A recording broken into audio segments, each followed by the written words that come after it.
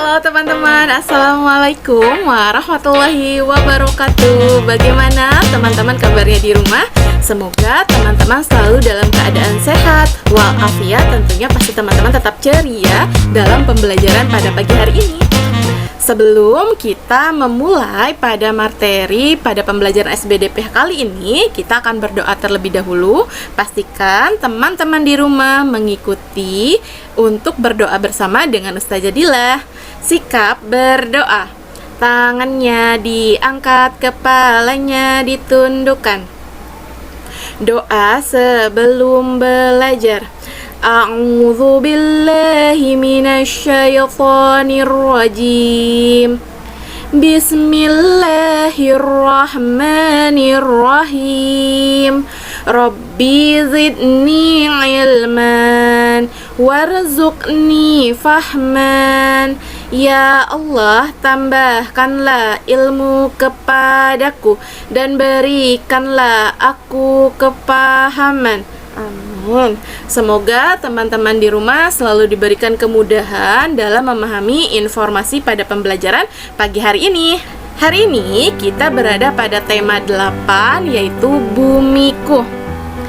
Dalam Al-Quran surat Al-A'raf ayat 74, dan ingatlah olehmu di waktu Tuhan menjadikan kamu pengganti-pengganti yang berkuasa sesudah kaum Ad, dan memberikan tempat bagimu di bumi.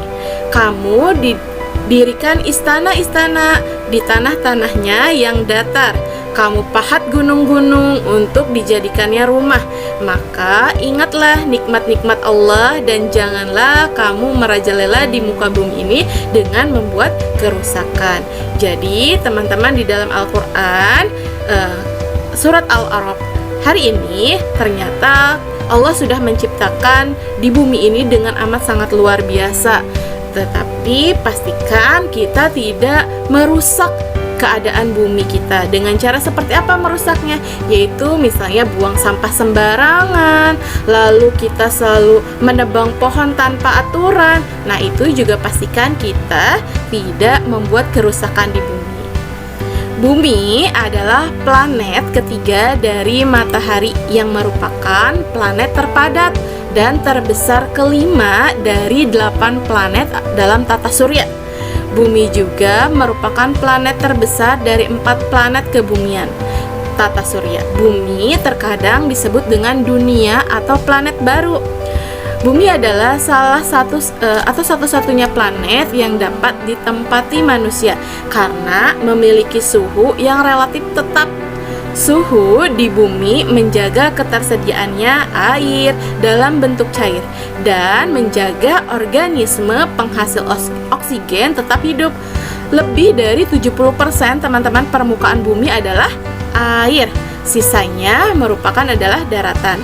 Tebal atmosfer bumi mencapai 700 km yang sebagian besar terdiri atas nitrogen dan oksigen. Mari teman-teman, kita akan menyanyikan lagu tema kita pada pekan hari ini. Kita nyanyi bersama-sama ya.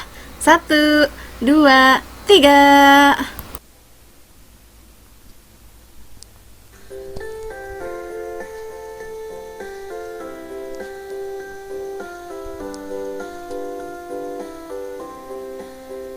Pembagian waktu dunia disebabkan rotasi bumi selama 24 jam. Bumi berputar pada porosnya. Kita mengenal garis hayalan, garis bujur dan garis lintang. Pada abad ke-18,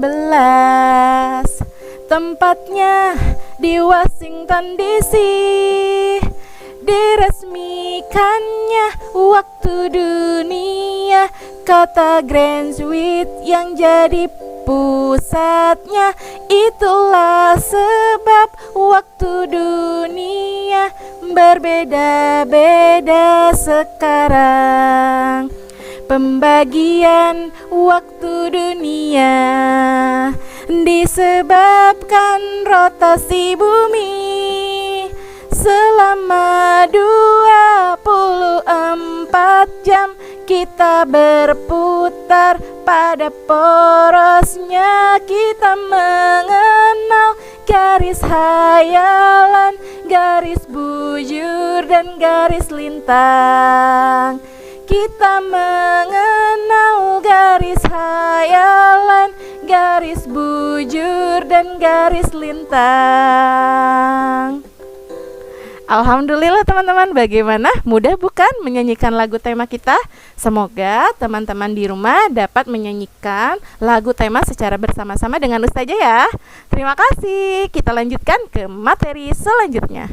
Materi hari ini pada pembelajaran SBDP yaitu kita akan membahas tentang reklame teman-teman. Ada yang tahu reklame itu apa?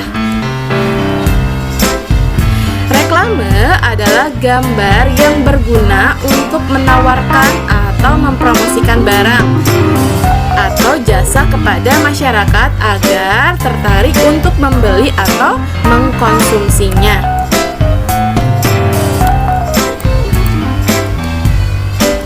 Fungsi reklame, kalau menurut Brata, iklan memiliki beberapa peranan atau fungsi sebagai pertama, memberikan informasi kepada khalayak atau konsumen tentang perusahaan, produk atau barang maupun jasa.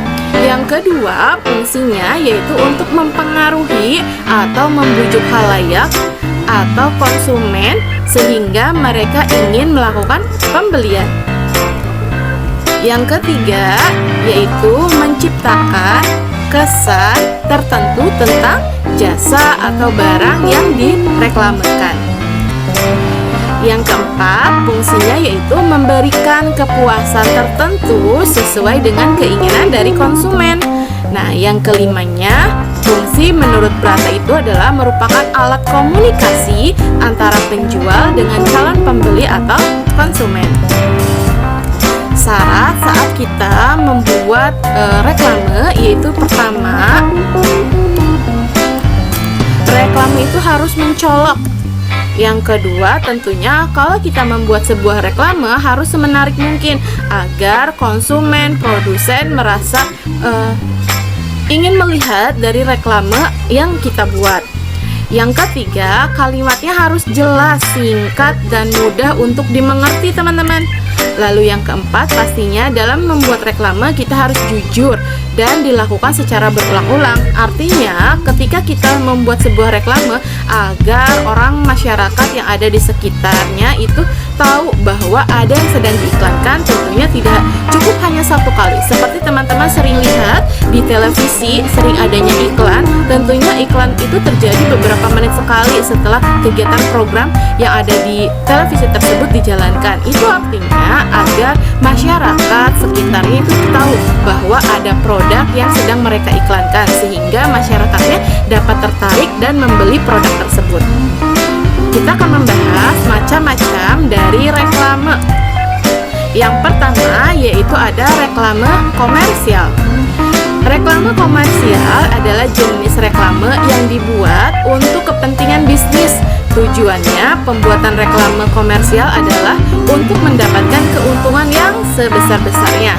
Teman-teman juga sering melihat di jalanan, kita sering melihat ada sebuah iklan reklame yang menginformasikan sebuah produknya.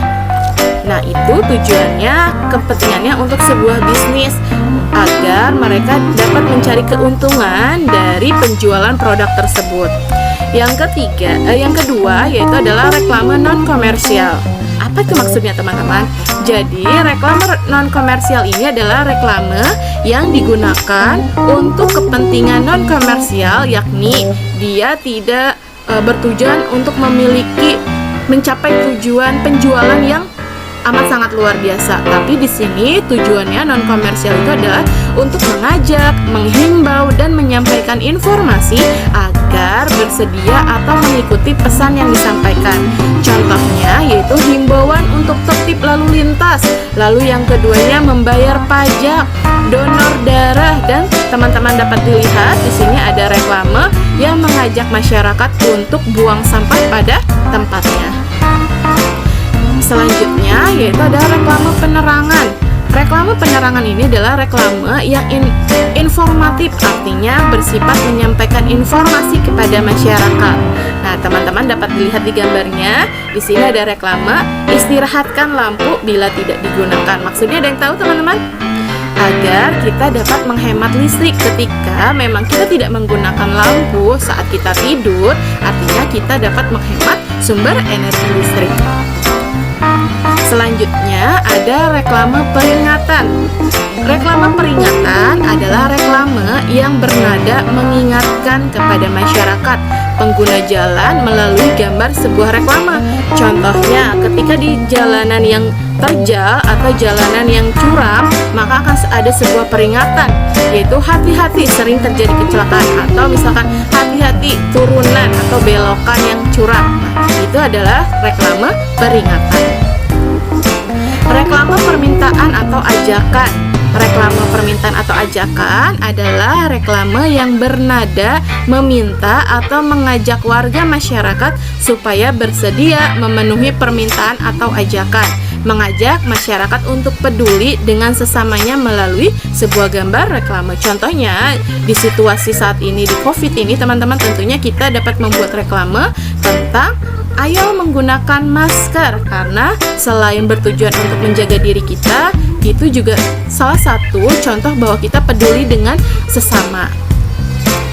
Nah, sekarang kita akan mempelajari jenis-jenis media dalam pembuatan reklame. Ada yang tahu, teman-teman, apa saja jenisnya? Reklame berdasarkan jenis media, yaitu pertama kita akan mempelajari reklame audio. Reklame audio adalah reklame yang diwujudkan melalui suara, baik secara langsung maupun tidak langsung. Nah, di sini sudah ada contoh videonya. Nanti teman-teman dapat menyaksikan videonya ya. Victory! Asik, menang lagi. Pagi-pagi sudah main game aja. Aku bingung, Bu, mau ngapain sekarang. Lagian, aku juga lagi bosan. Daripada kamu bingung ngapain, mending yuk ikut-ikut membaca buku. Karena di pagi hari merupakan waktu efektif untuk membaca buku. Siap, Bu, laksanakan. Buku adalah jendela ilmu, membaca adalah kunci. Mari kita jadikan generasi Indonesia sebagai generasi yang cerdas dan gemar membaca. Iklan layanan masyarakat ini dipersembahkan oleh Radio Sinergi. Yang kedua yaitu ada reklame audiovisual. Apa itu reklame audiovisual? Reklame audiovisual adalah reklame yang menggunakan media suara dan gambar. Nah, contohnya bisa teman-teman dapat dilihat di jalanan sering ada sebuah informasi atau papan jalan yang berupa digital. Nah, ini juga adalah salah satu sebuah layanan masyarakat atau layanan iklan yang menggunakan reklame digital. Contohnya kalau audio apa, teman-teman? Iklan atau reklame di dalam audio ya saat penayangan di radio itu juga ada sebuah reklame yang mewujudkan dari berupa suara, mengiklankan dari berupa suara.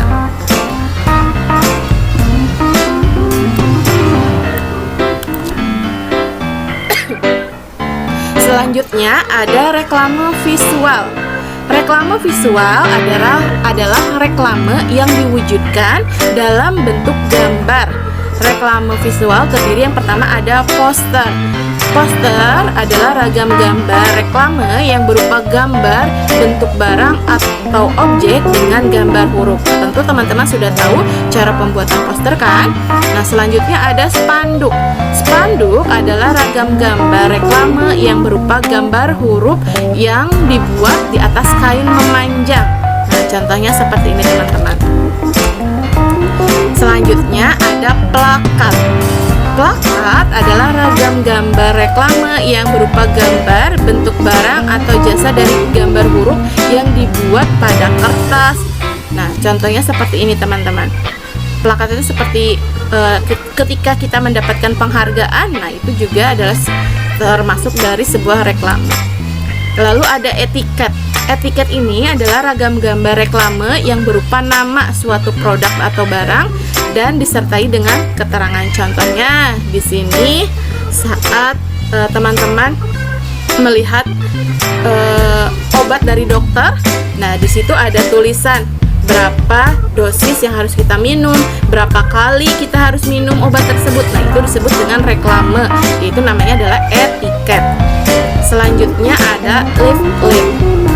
Apa itu teman-teman? Adalah ragam gambar reklame yang berupa gambar bentuk barang atau objek dengan gambar huruf sebagai keterangan.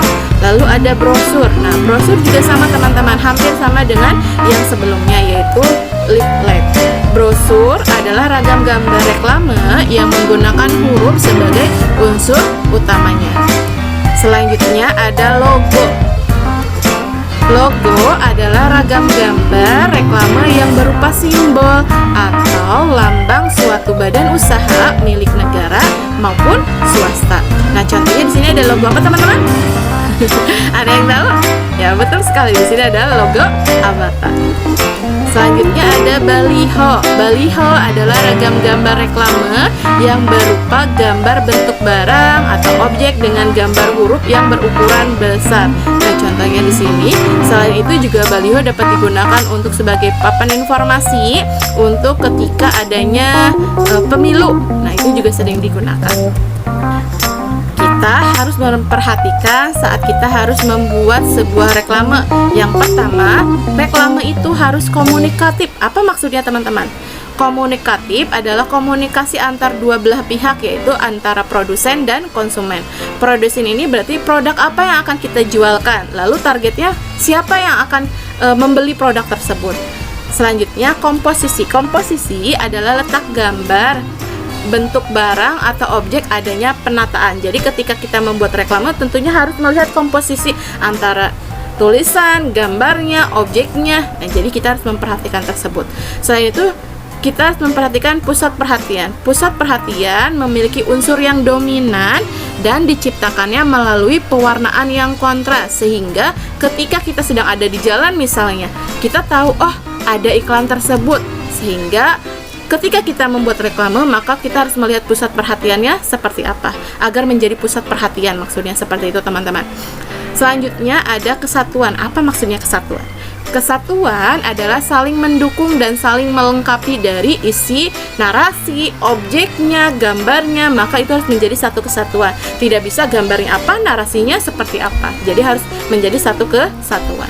Selain itu juga yang harus kita perhatikan dalam membuat reklame yaitu adalah huruf reklamenya. Huruf yang digayakan adalah huruf yang proporsinya menyimpang dari proporsi dan bentuk huruf yang baku. Tentunya ketika kita membuat reklame harus menarik mungkin ke teman-teman. Biasanya tulisan hurufnya atau tulisan bentuk hurufnya pasti akan berbeda-beda dan tidak sesuai dengan komposisi penulisan huruf yang baku. Selanjutnya hurufnya sans serif yang disebut juga dengan huruf gundul atau huruf yang terdiri dari huruf kapital dan huruf minuskul. Nah, selanjutnya juga harus spasi hurufnya adalah jarak huruf yang satu dengan yang lainnya harus sesuai dan seimbang. Jadi tidak bisa penulisan dalam pembuatan reklame jarak dari satu huruf dengan huruf yang lain itu berdekatan, karena pasti tentunya akan membuat bingung para pembaca atau yang memperhatikan sebuah reklame tersebut. Alhamdulillah teman-teman, kita sudah berada pada kesimpulan dan hikmah pada pembelajaran hari ini.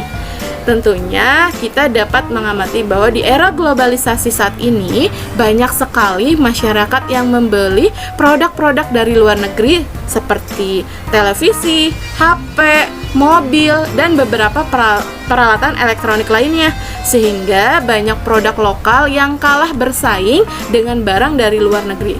Salah satu bukti kecintaan kita kepada tanah air adalah bangga dengan menggunakan produk dalam negeri. Nah, salah satunya kita dapat melihat reklame bisa dijadikan sebagai sarana promosi produk dalam negeri kita.